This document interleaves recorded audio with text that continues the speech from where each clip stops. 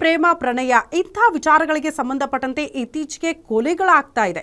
ಹಾಗೆ ಇಲ್ಲೊಬ್ಬ ಯುವಕ ತನ್ನ ಪ್ರೀತಿ ಒಪ್ಪಿಲ್ಲ ಅನ್ನೋ ಕಾರಣಕ್ಕೆ ತನ್ನ ಪ್ರಿಯಕರೆ ಅಂದ್ರೆ ಆಕೆ ಪ್ರೀತಿ ಒಪ್ಪಿಲ್ಲ ಬಿಡಿ, ಪ್ರಿಯಕರೆ ಅನ್ನೋದಕ್ಕೂ ಆಗಲ್ಲ, ಆಕೆ ಒಪ್ಪಿಲ್ಲ ಅನ್ನೋ ಕಾರಣಕ್ಕೆ ಆಕೆಯ ಕಥೆನ ಕೂಡ ಮುಗಿಸಿದ್ದಾನೆ.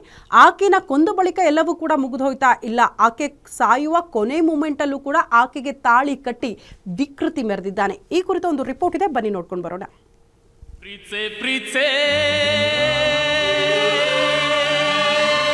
ಕಣ್ಣು ಮುಚ್ಚಿ ನನ್ನ ಪ್ರೀತಿ.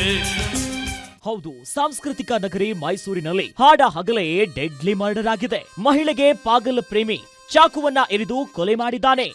ಪ್ರೀಸೆ ಎಂದು ಪೀಡಿಸುತ್ತಿದ್ದ ವ್ಯಕ್ತಿ ಮಹಿಳೆ ಒಪ್ಪದೇ ಇದ್ದಿದ್ದಕ್ಕೆ ಈ ಕೃತ್ಯವನ್ನ ಎಸಗಿದ್ದಾನೆ. ಮಂಡ್ಯ ಜಿಲ್ಲೆಯ ಪಾಂಡವಪುರ ತಾಲೂಕಿನ ಯಲಕೆರೆಯ ಹ್ಯಾಂಡ್ ಪೋಸ್ಟ್ ಮೂಲದ 36 ವರ್ಷದ ಪೂರ್ಣಿಮಾಳನ್ನ ಕೊಲೆ ಮಾಡಿದ್ದಾನೆ. ಅದೇ ಗ್ರಾಮದ 38 ವರ್ಷದ ಅಭಿಷೇಕ್ ಚಾಕು ಇರಿದಿರುವ ಪಾಗಲ್ ಪ್ರೇಮಿಯಾಗಿದ್ದಾನೆ. ನನ್ನೆದೆಯ ಗರ್ಭದ ಒಳಗೆ ಉಸಿರಾಡಿತು ಆಸೆಯ ಭ್ರೂಣ, ಪಡೆಯಿತು ಪ್ರಾಣ, ಬೆಳೆಯಿತು ಕಲಿಯಿತು ಮುದ್ದಿನ ಮಾತೊಂದು.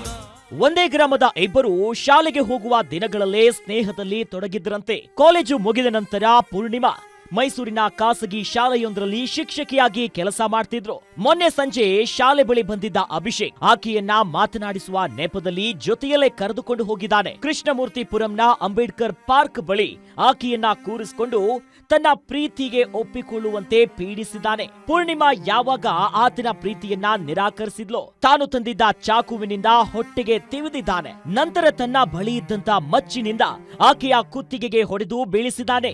ನಂತರ ಅದೇ ಸ್ಥಿತಿಯಲ್ಲಿ ಆಕೆಗೆ ತಾಳಿಯನ್ನ ಕಟ್ಟಿ ಸೆಲ್ಫಿ ತೆಗೆದುಕೊಂಡು ತನ್ನ ಸ್ಟೇಟಸ್ಗೂ ಹಾಕೊಂಡಿದ್ದಾನೆ. ತಕ್ಷಣ ಅಲ್ಲಿದ್ದವರೆಲ್ಲ ಬಂದು ಯುವತಿಯನ್ನು ಅಭಿಷೇಕ್ ಜೊತೆಯಲ್ಲೇ ಆಸ್ಪತ್ರೆಗೆ ಕಳುಹಿಸಿಕೊಟ್ಟಿದ್ದಾರೆ.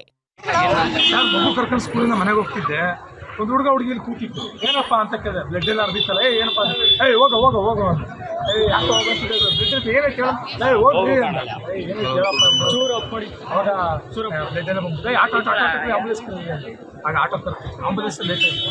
ಆಮೇಲೆ ಆಟೋ ಬಂತು. ಆಟೋ ಬಂದಾಗ ಅವನು ಎತ್ತಿ ಅವನು ಸರ್ ಇನ್ನೂ ಕಳ್ಸಕ್ಕೆ ಸರ್ ಆಟೋ ಹಾಕಿದ್ವಿ. ಆಟೋಗೆ ಕರ್ಕೊಂಡು ಹೋಗಿ ಅವ್ನು ಆಟೋ ಹೋದ್ಮೇಲೆ ನೋಡ್ತೀವಿ ಪಾಯ್ಸನ್ ಹೋಗೋದು ಹಗ್ಗ ಫುಲ್ಲು ಚಾಕು. ತೀವ್ರವಾಗಿ ಹಲ್ಲೆಗೆ ಒಳಗಾಗಿದ್ದ ಪೂರ್ಣಿಮಾಗೆ ಮೈಸೂರಿನ ಖಾಸಗಿ ಆಸ್ಪತ್ರೆಯ ಐಸಿಯುನಲ್ಲಿ ಚಿಕಿತ್ಸೆ ನೀಡಿದ್ರು. ಚಿಕಿತ್ಸೆ ಫಲಿಸದೆ ಇಂದು ಮುಂಜಾನೆ ಮೃತಪಟ್ಟಿದ್ದಾರೆ. ಈ ಬಗ್ಗೆ ಪ್ರತಿಕ್ರಿಯೆ ನೀಡಿರುವ ಆಕೆಯ ಭಾವ ಮಹೇಂದ್ರ, ಅವರಿಬ್ಬರು ಬಾಲ್ಯದ ಸ್ನೇಹಿತರು, ಮದುವೆ ಆಗಲ್ಲ ಎಂದಿದ್ದಕ್ಕೆ ಚಾಕುವನ್ನ ಎರೆದಿದ್ದಾನೆ ಎಂದಿದ್ದಾರೆ.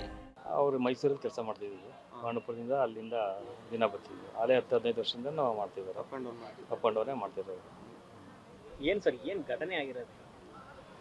ಘಟನೆ ಅದೇ ನಿನ್ನೆ 3:30-4 ಗಂಟೆಯಲ್ಲಿ ಮನೆ ಶಾಲೆ ಮುಗಿಸ್ಕೊಂಡು ಮನೆಗೆ ಹೊರಡ್ಬೇಕಾದ್ರೆ ಏನೋ ಮಾತಾಡೋದಕ್ಕಂತ ಕರೆದು ಗಲಾಟೆಯಾಗಿ ಚುಚ್ಚಿ, ನಮಗೂ ಸರಿ ಮಾಹಿತಿಗಳಿಲ್ಲ. ಅಲ್ಲಿ ಶಾಲೆಗಳಿರೋ ಪ್ರಕಾರ ಅವ್ರಿಗೂ ಗೊತ್ತಿಲ್ಲ, ಅವ್ರು ಹೋಗಿ ನೋಡೋಷ್ಟೊತ್ತು ಅಲ್ಲೇ. ಸದ್ಯ ಕೊಂದು ತಲೆಮರೆಸಿಕೊಂಡಿದ್ದ ಆರೋಪಿಯನ್ನ ಲಕ್ಷ್ಮೀಪುರಂ ಪೊಲೀಸರು ಬಂಧಿಸಿದ್ದಾರೆ. ಆದರೆ ಪಾಗಲ್ ಪ್ರೇಮಿಯ ಹುಚ್ಚಾಟಕ್ಕೆ ಯುವತಿ ಉಸಿರು ಚೆಲ್ಲಿದ್ದು ದುರ್ದೈವದ ಸಂಗತಿ. ಕ್ಯಾಮೆರಾ ಪರ್ಸನ್ ಧನು ಜೊತೆ Suresh B, guarantee news, Mysuru.